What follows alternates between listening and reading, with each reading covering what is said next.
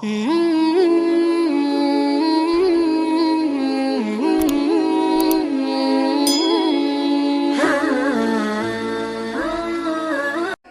Islam dilakukan secara sembunyi-sembunyi selama 3 tahun. Pada saat itu Islam adalah agama yang baru saja dikenali oleh orang-orang. Jadi tidak bisa langsung tiba-tiba begitu saja meminta orang-orang untuk mengimani Allah dan Rasul-Nya. Walaupun sebelum-sebelumnya memang orang-orang ada yang menganut agama Nabi Ibrahim, yaitu agama Tauhid, yaitu menyembah kepada Allah Subhanahu wa taala. Tapi mayoritas orang-orang di sana menyembah berhala-berhala. Siapakah wanita yang pertama kali beriman kepada Rasulullah sallallahu alaihi wasallam, ibu-ibu sekalian? Siti Khadijah. Siapakah laki-laki yang pertama kali beriman dari kalangan laki-laki dewasa? Abu Bakar As-Siddiq radhiyallahu anhu. Siapakah anak laki-laki yang pertama kali beriman kepada Allah Subhanahu wa taala? Ali bin Abi Thalib radhiyallahu anhu. Itu beberapa orang-orang yang termasuk dengan golongan orang-orang yang pertama masuk Islam. Setelah 3 tahun dakwah secara sembunyi-sembunyi, teman-teman sekalian, mulailah Rasulullah dakwah secara terang-terangan. Disinilah mulai berbagai macam penyiksaan yang dialami oleh orang-orang Islam. Ingat Bilal bin Rabah? Siapa Bilal bin Rabah?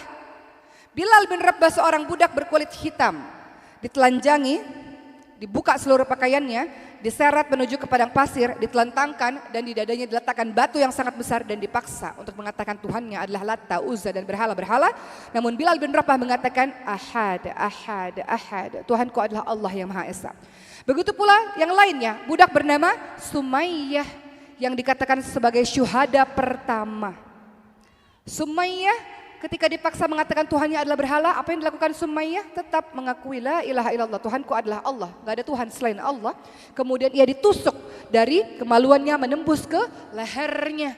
Hanya beriman kepada Allah Subhanahu wa taala. Kemudian akhirnya harus mendapatkan hal yang demikian.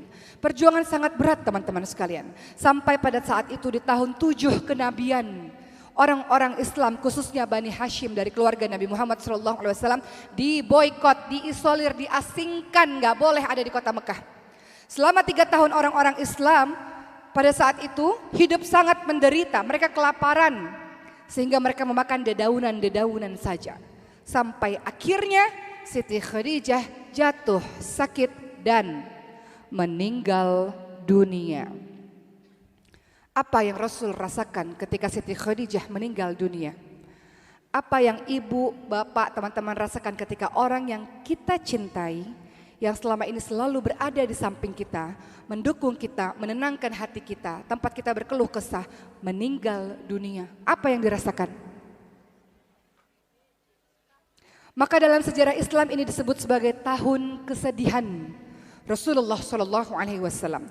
Tidak hanya istrinya yang wafat dalam waktu berdekatan, pamannya Abu Thalib yang sudah mengasuh Rasul dari usia 8 tahun, yang sudah dianggap seperti ayahnya, yang membela perjuangan dakwah Rasulullah Shallallahu Alaihi Wasallam juga wafat.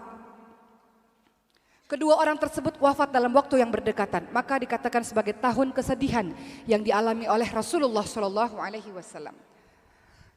Teman-teman sekalian, setelah itu Rasul pun melanjutkan dakwah ke negeri Taif. Lagi-lagi di negeri Taif bertambah kesedihan Rasul karena dakwah Rasul tak diterima, dilempari dengan batu, dikatai orang gila, pendusta, penyihir dan sebagainya, sehingga harus bersimbah darah Rasulullah SAW. Dan bagaimana cara Allah menghibur hati Rasulullah pada saat mengalami tahun kesedihan, teman-teman sekalian? Bayangkan di waktu yang berdekatan, orang tua kita meninggal, pasangan hidup kita meninggal, kita ditolak di sebuah tempat tertentu oleh pertemanan kita misalnya, kesedihan yang bertumpuk-tumpuk. Bagaimana cara Allah menghibur hati orang yang sedang bersedih? Seperti Rasulullah SAW dengan peristiwa Isra Mi'raj, yakni Isra adalah Mekah ke Palestina, Mi'raj adalah Palestina menuju ke Sidratul Muntaha untuk mendapatkan perintah berupa sholat. Jadi ternyata kalau kita sedih, kalau kita kehilangan, kalau kita terluka, kita hampa, sepi, ternyata rahasianya adalah sholat. Apa kata Allah? Ya ayyuhalladzina amanu ista'inu bis-sabri was-shalah. Wahai orang-orang beriman, minta pertolongan kepada Allah dengan sabar dan dengan sholat. Sholat penghibur hati bagi orang-orang yang sedang bersedih, orang-orang yang sedang kehilangan. Lalu Rasulullah SAW 3 tahun berikutnya, 13 tahun kenabian, akhirnya berhijrah ke Yathrib, Madinah. menikah dengan Saudah, menikah dengan Aisyah radhiyallahu anha dan kemudian disusul dengan istri-istri yang lain.